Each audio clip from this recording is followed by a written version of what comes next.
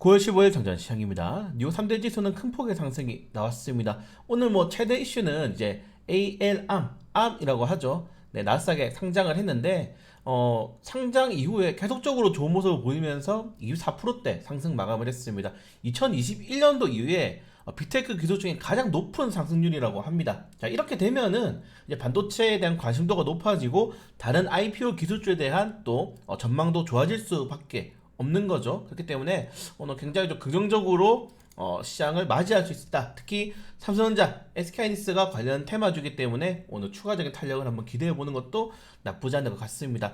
최근에 2차전지랑 이 반도체 종목들이 주도주 쟁탈전을 하고 있는데, 왜냐면은 그동안 이제 대형주를 제외하고 올랐었던 로봇, 맥신, 초전도체 관련 테마주들이 단기적으로 조정이 나오고 있잖아요. 정치 테마주까지 포함해서. 그래서 시장이 반등이 나오면은 대형주 위주의 수급이 쏠리게 되고, 특히 옵션 소모 동시 만기, CPI 발표, PPI 발표 다 진행이 되었기 때문에 시장에서의 외국인들의 투자 자금이 그동안 가대 낙폭에 나왔던 대형주로의 수급을 기대할 수 있는 상황에서 일단 반도체 전망은 좀 밝아졌습니다. 어제 정부의 반도체 지원 정책도 추가적으로 발표가 되었고, 오늘 ARM이 좀 긍정적으로 마감을 하게 되면서 좋은데, 자, 문제는 2차전지 업종들이죠. 어제 2차전지 업종들이 포스코 그룹주들을 주도로 좀 강한 상승이 나는데 에코프로가 큰 폭의 상승이 나오지 않았죠. 고점 3.8%까지 올랐다가 종가는 거의 강보하고로 마감을 했는데, 자, 우선 2차전지 관련된 종목 업종들은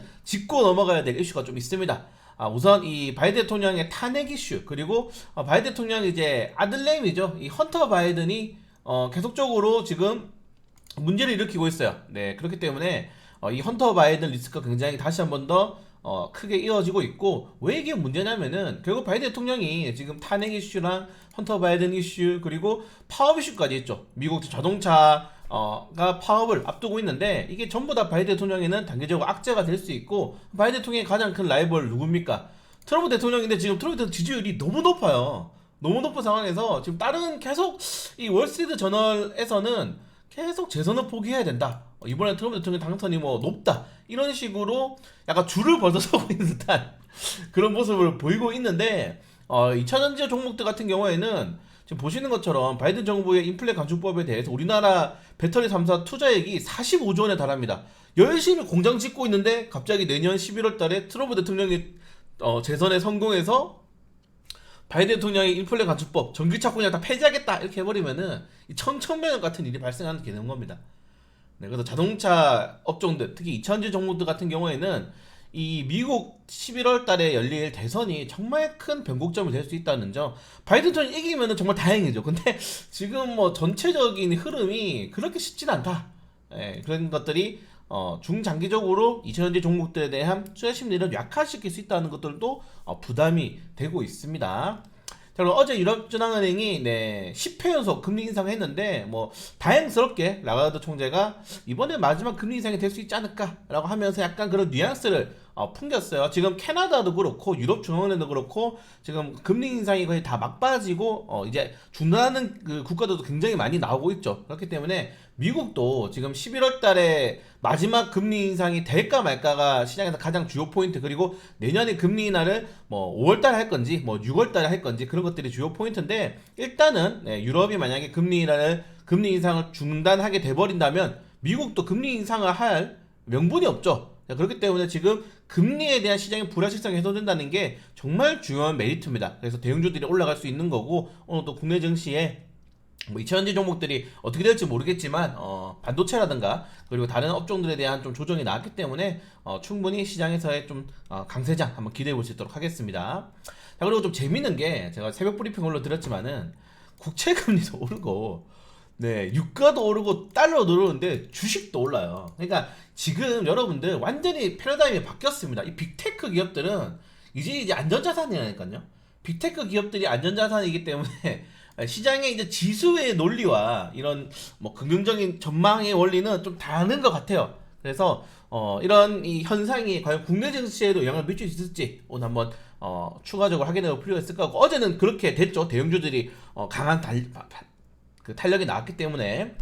자, 그리고 골드만삭스, 모건 스탠리는 우리 증시 좋고 계속적으로 좋은 흐름이 나갈 거다 이야기하고 있고, 블랙록 뭐 피치, JP 모건은 경기 좀 어려울 수 있겠는데, 경기 침체 올 수 있겠는데 이렇게 전망을 하고 있습니다. 그러니까 월가 주요 IB들도 글로벌 은행들도 지금 전망이 다 달라요. 그렇기 때문에 함부로 예측하지 말고 단기적으로 뉴스 이슈도 좀 짧게 지금은 이슈를 체크하는 게 가장 좀 중요하지 않나. 그래서 포지션도 짧게 잡아야 됩니다. 지금 최근에 매매 같은 경우에는 그냥 금요일날 다 정리를 해버리죠. 물려있는 주식들도. 그래서 지금 증시에 대한 전망치가 너무 50대 50이기 때문에 우리도 뭐 거기 편승하지 말고 뉴스 이슈에 짧게 대응할 수 있도록 하겠습니다.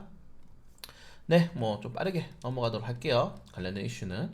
그리고 좀 재밌는 게, 자, 일본 정부가 통일교를 해산 명령을 한다고 합니다. 통일교가 사이비긴 하지만 저는 굉장히 좋게 보고 있거든요. 왜냐면은 일본의 그런 외화를 굉장히 많이 벌어다 주고 있습니다. 통일교에 가입하면은 우리나라를 꼭 방문해야 됩니다. 통일교 신자들은. 그래서 저는 이거 우리나라도 드디어 일본에 한 방 먹일 수 있는 게 통일구나 라고 했는데 해산 명령을 한다고 하네요. 조금 아쉽다.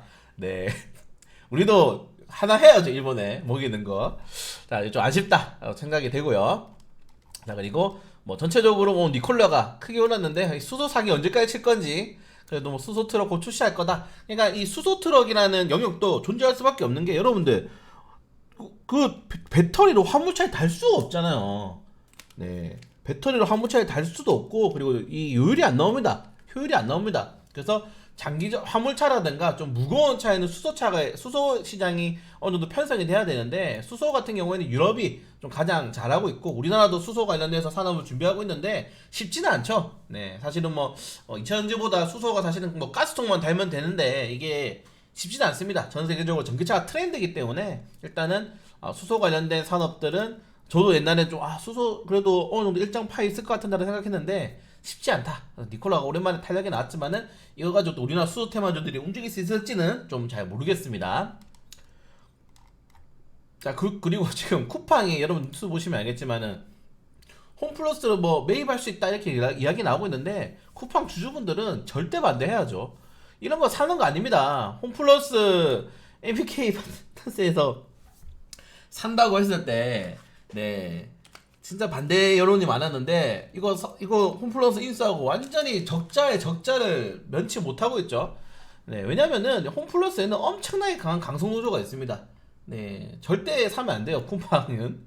쿠팡 그냥 하지 마라 이렇게 말씀을 드리고 싶고, 지금 쿠팡이 올라오면서 지금 우리나라 뭐 이마트라든가 다른 이 소비재, 유통 관련 테마주들이 좀 부진한데, 이렇게 좀 흔들어주는 좀 테마가 있어야지 우리나라 좀 좋지 않을까 생각이 됩니다. 지금 이마트 주가 보시면 알겠지만은 정윤진 회장 정신 못 차렸죠. 완전히 그냥 셀럽놀이나 하고 있는데, 쿠팡이 좀 그런 것들을 좀 흔들어 줄 필요가 있다.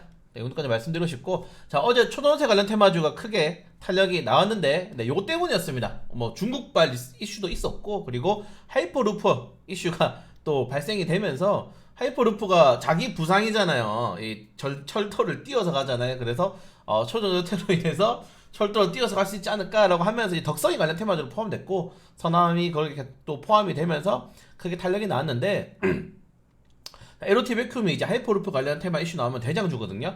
오늘 수급 좀 들어오면은 한번 공략을 해볼 수 있도록 하겠습니다. 그리고 터널 토목 관련 테마주도 사실 이게 작년이었나요? 네, 이 부산시 선거할 때 박형준 테마주였습니다. 네, 그게 이제 가덕도 공항 만들고 가덕도에서 이제 뭐 저 기장까지, 부산에 이제 해안가 라인 있잖아요. 해안가 라인 쪽 뭐 강한리, 해운대, 기장이 가덕도 공항에서 쫙 이어지기 하이퍼루프라든가 뭐 고속철도망을 만들겠다 뭐 하고 있는지 모르겠습니다. 뭐 시장 뭐 하고 있는지 모르겠어요. 아무튼 하고 있는데, 그래서 관련 테마주로 편입이 됐다가 2년 정도까지 조정이 나왔는데, 재작년인 걸로 같아요. 2년 정도까지 조정이 나오다가 어제 오랜만에 하이퍼루프 관련 테마주가 좀 이슈가 나왔는데, 이게 또 이제 2025년까지 한다고는 합니다.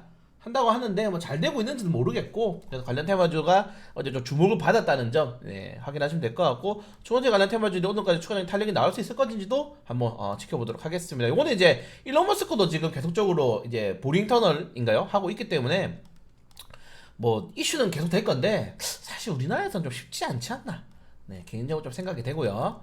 오늘 개별적인 이슈들 하나씩 확인해 보시면 좋을 것 같습니다. 게임 테마주들이 좀 조정이 많이 나왔는데 내우 위주가 좀 큰 폭의 하락이 나왔죠. 그래서 실제로 오픈을 좀 해봐야 될 필요가 있다. 근데 여러분 애플도 그렇고 모든 이제 산업은 이거 우리 발표합니다 하고 발표하면 떨어져요. 주가가 보통 이제 주가는 선방향이라고 하잖아요. 그래서 선방향들이 어느 정도 반영된 주가이기 때문에 여러분들이 항상 이 재료 소멸이라는 것들에 대해서 좀 잘 생각을 해보시면 좋을 것 같습니다. 그래서 어떠한 제품을 발표한다. 그 전까지 올라가면은 제품 발표할 때는 무조건 떨어진다. 그리고 이 제품이 시장에서 영향을 발휘하거나 흥행하면 다시 오릅니다.